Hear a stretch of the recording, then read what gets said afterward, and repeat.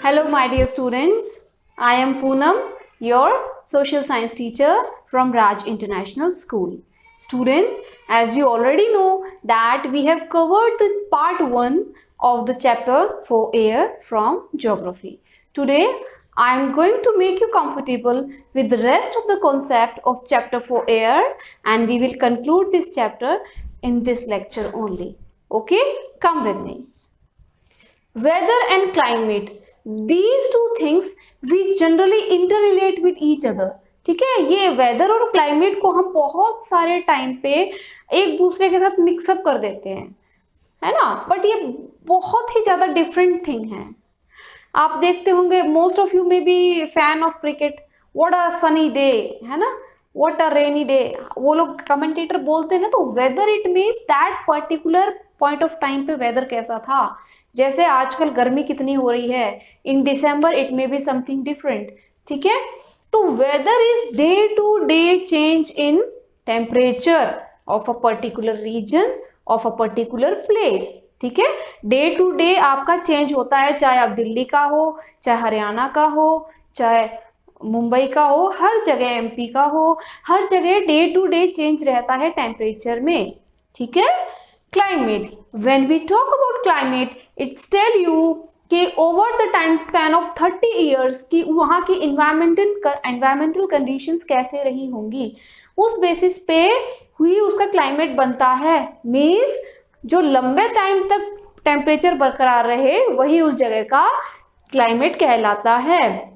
ये day to day change था and these climate is something different. Climate जो है काफी टाइम से वही रहता है. जैसे आपका पोल्स हैं, poles are basically frozen areas. ठीक है, वो फ्रोजन एरियाज ही रहते हैं जस्ट बिकॉज वहां पे काफी सालों से क्या है, बर्फ है. ठीक है, तो आपको वेदर एंड क्लाइमेट समझ में आया बहुत अच्छे से.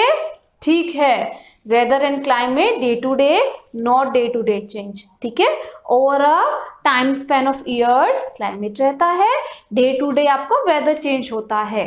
जैसे आज बरसात होगी, प्रेडिक्शन होती है ना, कल वहां पे ओले गिरेंगे, तो प्रेडिक्शन है, ये वेदर चेंज है. ठीक है, इसकी कोई प्रेडिक्शन नहीं कर सकता कि आज यहाँ पोल्स पे बर्फ है, कल यहाँ पे बरसात होगी. ठीक है, नो. हालांकि प्रेडिक्शन हो सकती है बट ऐसा नहीं होता. क्लाइमेटिक कंडीशन बहुत टाइम तक एक जैसे ही रहती हैं. ठीक है, coming back to winds. Winds बेटा आपकी 3 तरह की होती हैं. When we talk about wind तो इट मीन्स जो हवाएं हमारी चलती हैं उसके बारे में बात हो रही है. अब आपकी 3 तरह से 7th क्लास में 3 टाइप्स में बाइफर्केट कर दी है. Permanent winds. ठीक है बेटा, परमानेंट विंड्स कौन सी होती हैं, जैसा कि नाम से ही पता चल रहा है आपको, परमानेंट, वो हमेशा एक सी ही रहती है. तो परमानेंट विंड क्या होती है, हमेशा पूरे साल चलती रहती है, परमानेंट. इनमें 3 तरह की विंड आती हैं, easterly wind, westerly winds and trade wind. कौन सी 3? Trade wind, easterly winds, westerly winds. Google पे सर्च करके जरूर देखिएगा परमानेंट विंड्स कहां से कहां की ओर बहती हैं. ठीक है, परमानेंट विंड जैसे कि नाम से ही पता है, 3 नाम जरूर याद कर लीजिए, trade wind, easterly wind and westerly winds. ठीक है, सीजनल विंड्स. सीजन क्या होता है, मौसम के अकॉर्डिंग जो चलती हैं. जैसे कि आपकी मानसून की विंड है, जैसे आपकी मानसून आता है, पहले साउथ में आता है ना, फिर प्रेडिक्शन करते हैं कि 21 जून तक या 25 जून तक मॉनसून हमारे नॉर्थ इंडिया में पहुंच जाएगा, फिर बहुत ज्यादा बरसात होती है ना, तो ये आपकी सीजनल विंड होती है. सीजनल विंड जो हमारी मॉनसून विंड है उसको कहा गया है. ठीक है, तीसरी तरह की विंड है लोकल विंड. लोकल जैसे कि नाम से पता चल रहा है कि किसी खास जगह पे खास टाइम के दौरान चलती है. आपकी लू चलती है हरियाणा में, जो बहुत ही गर्म, बहुत हाई टेम्परेचर की होती है, कितनी ज्यादा उसमें हीट होती है, तो that is a local wind. ठीक है, लोकल विंड वो होती है जो किसी खास जगह पे ही चलती है, इसमें लू आती है, इनका टेम्परेचर बेसिकली बहुत ज्यादा हाई रहता है और इसमें गर्मी बहुत ज्यादा टेम्परेचर रहता है. ठीक है, तो permanent, seasonal and local wind, 3 type of wind. Permanent में ट्रेड, ईस्टर्ली, वेस्टर्ली विंड्स आती हैं. सीजनल विंड से आपका एक एग्जांपल पूछा जाए तो वो मॉनसून है. लोकल विंड्स आपसे पूछी जाए तो लोकल विंड है आपकी लू, किसी और जगह की कोई और लोकल विंड होती होगी. मैं आपको इंडिया में रह रहे हैं तो इंडिया का ही रेफरेंस दूंगी. ठीक है, moisture. The amount of water vapour, जो अमाउंट होता है water vapour in the air is known as moisture, and the percentage of water vapour present in air is known as humidity. Water vapour का amount क्या कहलाता है? Moisture, and the percentage, उसका जो percentage होता है वाटर वेपर का of moisture is known as humidity. ठीक है। इंसोलेशन, जो आपका इंसोलेशन क्या होता है? इंसोलेशन बहुत ही डिफरेंट कॉन्सेप्ट है। जो धरती सूरज से गर्मी लेती है, इंसोलेशन का मतलब समझो पहले। आप सभी के पास बॉटल्स होती है ना गर्मी के मौसम में, हीट इंसुलेटेड होती है ना, आप उसमें क्या कर देते हो? ठंडा पानी भर लेते हो और जाते हो जब तक वो ठंडा ही रहता है। सर्दी में क्या करते हो? गर्म पानी भर के लाते हो बॉटल्स में और वो गर्म रहता है जब तक कि आपका हाफ लंच हो जाता है, हाफ डे हो जाता है। ठीक है। तो इंसुलेशन क्या है? गर्म लाए तो उसमें गर्मी बनी रही, ठीक है। ठंडा पानी लाए तो इंसुलेट रहा, वो बाहर नहीं एग्जर्ट हुआ। ठीक है। इंसोलेशन ऐसा ही होता है, धरती ले लेती है गर्मी सूरज से। ठीक है। The amount of heat received by the earth by the sun, ठीक है, सूरज की ओर से आती हुई जो हीट धरती ले लेती है उसको इंसोलेशन कहा जाता है। जस्ट बिकॉज जो हमारे जो इक्वेटोरियल रीजन है वो ज्यादा क्लोज कांटेक्ट में है सन के, और जो पोल्स ऊपर और नीचे रह गए ये दूर हो जाते हैं, तो यहाँ इंसुलेशन क्या हो पाता है? कम हो पाता है। इंसुलेशन क्या होता है? Amount of heat. तो ये जो ऊपर वाले पोल्स होते हैं ये कम हीट पे आते हैं, कम हीट ले पाते हैं, इसलिए यहाँ का इंसुलेशन क्या होता है? कम। और जो इक्वेटोरियल रीजन है, जो हमारी जो इमेजिनरी लाइन धरती को काट रही है, वहां पे क्या होता है? इंसुलेशन क्या होता है? हाई, इसलिए वहां पे गर्मी होती है। समझ में आया इंसुलेशन का कॉन्सेप्ट? इंसुलेशन का कॉन्सेप्ट आपको बताना चाह रहा है कितनी रिसीव कर रही है धरती गर्मी सूरज से। ठीक है। सन से धरती कितनी गर्मी एक्सर्ट कर रही है, कितनी रिसीव कर पा रही है। तो ये इक्वेटर पे ज्यादा होता है, पोल्स पे कम होता है, just because of the range, उसकी रेंज वहां पे दूर है, इक्वेटर की रेंज पास है। ठीक है। एयर प्रेशर बहुत ही इंटरेस्टिंग कॉन्सेप्ट है। आपको पता है हमारे ऊपर एक एटमॉस्फेरिक प्रेशर आ रहा है, ठीक है, पता है आपको? हमारी बॉडी पे एक हर पोर्शन पे एक प्रेशर आ रहा है, एयर प्रेशर, जो हमें महसूस नहीं होता बट हमारे पास, हमारे ऊपर हमेशा दबाव बना रहता है। ठीक है। वो एयर प्रेशर होता है। आपने नोटिस किया होगा कि जब आप हिली एरियाज पे जाते हो तो एयर प्रेशर होता है। आप क्योंकि हिली एरियाज पे रहने के आदी नहीं हो, जब आप हिली एरिया पे, आप हिल स्टेशन पे जाते हो तो आपको हेडेक होता है। क्यों? क्योंकि आप उस जगह के रहने के आदी नहीं हो, आपका जो माइंड है उस तरह से डेवलप नहीं हुआ है जो वहां के लोगों का हो चुका है, क्योंकि they are used to it, their body has adapted that nature, their body has adapted that temperature and temperature requirement, their body is fulfilling. ठीक है। When you go up, your body demand कि इस temperature पे वो accumulate नहीं कर पाता है। ठीक है।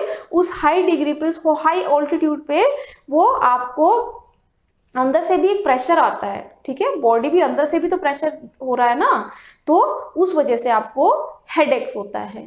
ठीक है। Air pressure. और आपको पता है मून पे बिल्कुल एयर प्रेशर नहीं है, एयर प्रेशर मून पे नहीं है। तो खास तरह के वो सूट पहनते हैं ना आपके जो एस्ट्रोनॉट्स होते हैं जब मून पे जाते हैं। क्यों? क्योंकि अगर वो ना पहने, एयर प्रेशर वहां पे नहीं है, बिकॉज मून पे एयर प्रेशर नहीं है, और वो लोग वो ना पहने तो क्या होगा? वो फट जाएंगे, उनकी बॉडी ब्लीड करने लगेगी। तो वहां के टेम्परेचर के अकॉर्डिंग उन्होंने अपने आप को अडेप्ट करने के लिए वो खास सूट में जाते हैं। ठीक है। तो एयर प्रेशर इज समथिंग जो आपके ऊपर आ रहा है बट काउंटर में बढ़ रहा है, काउंटर प्रेशर होता जा रहा है, इसलिए आपको फील नहीं हो रहा है। हमेशा आपके बॉडी पे एक पर्टिकुलर एयर प्रेशर है। ठीक है। समझ में आया? चलो, वेरी गुड। अभी नेक्स्ट पे आओ, रेनफॉल। हाँ, रेनफॉल हमारे इंडिया की बात नहीं कर रहे हैं, ओवरऑल की बात कर रहे हैं। तो रेनफॉल बेटा 3 कैटेगरी में डिवाइडेड है। रेनफॉल आपकी वर्षा जो होती है, बारिश, वो 3 तरह की होती है, कन्वेंशनल, ओरोग्राफिक, साइक्लोनिक। इनके नाम से ही डिफाइन है। देखो, कन्वेंशनल, कन्वेंशन के अकॉर्डिंग जो हो, ये क्या होता है? हीट एरियाज पे होती है, जहां पे ज्यादा हीट रहती है। हीट होने से क्या होता है, एयर पे वाटर वेपर बनते हैं। वाटर वेपर बनते क्या होता है ना, जब वाटर वेपर बनते हैं तो इवेपोरेट होते हैं, ऊपर जाके वो क्या हो जाते हैं, कूल डाउन हो जाते हैं, फिर कंडेंसेशन होता है और आपकी बरसात होती है। ठीक है, तो ये हीट एरियाज में होते हैं और ये इवेपोरेट हो जाके जो बरसात होती है तो वो कन्वेंशनल रेनफॉल हुई। ठीक है, ओरोग्राफिक, ये वर्ल्ड में सबसे ज्यादा रेनफॉल होती है वो कौन सी होती है, ओरोग्राफिक। आपके इंडिया में बरसात होती है वो कौन सी होती है, ओरोग्राफिक। इसको आप रिलीफ रेनफॉल भी कहते हो, क्योंकि बरसात आने से क्या मिलता है, रिलीफ मिलता है ना आपको, अरे वाह बरसात हो गई, थोड़ी ठंडक हो गई। ठीक है, तो orographic rainfall is also known as relief rainfall. ये पहाड़ों से टकरा के जो बारिश होती है, पहाड़ों के आसपास जो क्लाउड बनते हैं उससे बारिश होती है ये। ठीक है, तो ओरोग्राफिक वर्ल्ड में सबसे ज्यादा होती है। हमारे इंडिया में जो रेनफॉल होती है that is orographic type of rainfall.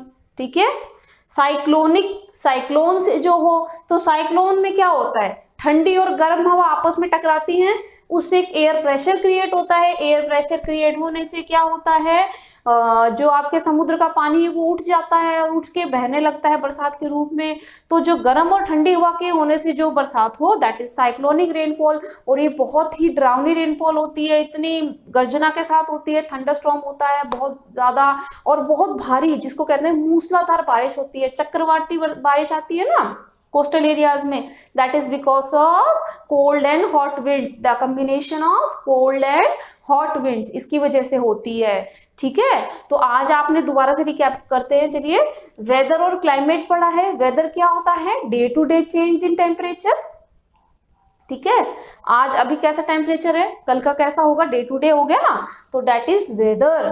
Climate over the time span of around 20 to 30 years when the temperature remains constant, that is climate।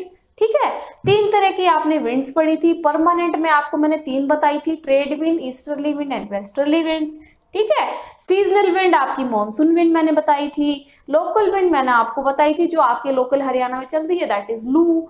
मैंने आपको मॉइस्चर बताया था, the amount of water vapour in air at particular time। ठीक है, the percentage of water vapor present in air, that is humidity। the percentage of moisture present in air is humidity। insolation जो ग्रहण करती है धरती गर्मी सूरज के through है ना, सूरज आपको गर्मी देता है, कितनी लेती है, पोल्स पे कम पहुंच पाती है हीट, है ना, और इक्वेटर पे ज्यादा पहुंच पाती है क्योंकि it is in close contact with sun, और पोल्स आपके थोड़े दूर रह जाते हैं। मैंने आपको बताया था धरती बलजी है, बीच में से थोड़ी सी मोटी है, ऊपर से चपटी है, तो पोल्स पे कम पहुंच पाती है, that is insolation. Air pressure मैंने बताया था आपको, आपके बॉडी पे हमेशा एक एयर प्रेशर रहता है, बट आपको फील क्यों नहीं होता, बिकॉज वो पूरी बॉडी में डिवाइड है, तो वो प्रेशर क्या हो गया, काउंटर हो गया। काउंटर मतलब अलग अलग भागों में अलग अलग बॉडी रीजन पे बट गया है। मून पे एयर प्रेशर नहीं है, इसलिए एस्ट्रोनॉट आपके खास तरह के सूट पहन के जाते हैं। ठीक है, air pressure is that. Rainfall आपकी तीन तरह की बरसात होती है, conventional, orographic and cyclonic. Conventional गर्म एरिया इक्वेटोरियल रीजन पे होती है, इंग्लैंड में होती है, इंग्लैंड में। ओरोग्राफिक होती है आपकी रिलीफ रेनफॉल जो इंडिया में होती है। साइक्लोनिक जो साइक्लोन से होती है, साइक्लोन क्या होते हैं, तूफानों से जो उपजती है हवा, गर्म और ठंडी हवा मिलके जो बनाती है एकदम से एयर प्रेशर। ठीक है, उसकी वजह से जो वाटर वेपर बनते हैं, ऊपर क्लाउड्स बनते हैं, जो समुद्र का पानी उठ के जाता है और बहुत मूसलाधार बारिश होती है, थंडर स्टॉर्म होते हैं, दैट इज साइक्लोनिक रेनफॉल। ठीक है, तो आई होप आपको ये सारा पार्ट समझ आया होगा, और जो इससे पहले मैंने आपको बताया था वो समझ आया होगा। इससे रिलेटेड मैं आपको वर्कशीट दूंगी। ठीक है, और chapter number 4 of air is ending here. I hope you have understood it. Still if you have any single doubt you can call me unhesitantly anytime. Thanks for watching. Thank you.